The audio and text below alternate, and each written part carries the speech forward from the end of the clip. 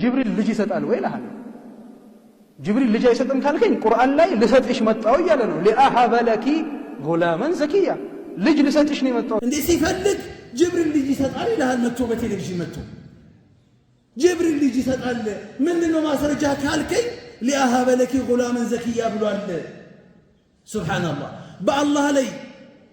በአላህ ላይ መቅጠፍ፣ በነቢዩ ላይ መቅጠፍ፣ በኢስላም ላይ መቅጠፍ፣ ሌላ ቦታ ላይ ውሸት የለመደባቸው ሰዎች ያ ውሸታቸውን አላህ ላይ ይዋሻሉ።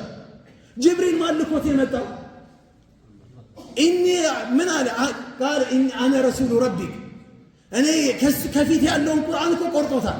ከጌታሽ የመጣሁኝ መልእክተኛ ነኝ አላት አለ መርየም። ከአላህ የተላኩ መልእክተኛ ነኝ። የመጣሁበት ዓላማ ሊአሀበ ለኪ ጉላመን ዘኪያ ንጹህ የሆነ የተጥራራ ልጅ ሊሰጥሽ ነው። ከዛስ ምን አለች እሷ? ቃለት አና የኩኑ ሊ ጉላሙን ወለም የምሰስኒ በሸሩን ወለም አኩ በግያ እኔ ሴተኛ ዳሪ አይደለሁም ወንድም ነክቶኝ አያውቅም ልጅ ከየት አመጣለሁ አለች። ከዛ ቀጠለ ምን አለ ጅብሪል?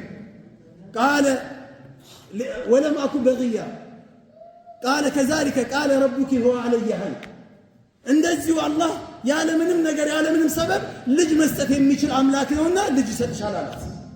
ከኋላም ያለውን ቆረጠው፣ ከፊትም ያለውን ቆረጠው። ለመርየም ዒሳን የሰጣት ማን ነው? ጅብሪል ነው አለ። ጅብሪል ልጅ መስጠት ይችላል? እንኳን ልጅ መስጠት ይቅርና ያለ አላህ ትእዛዝ ከሰማይ ጠብ ማለት መውረድ አይችልም።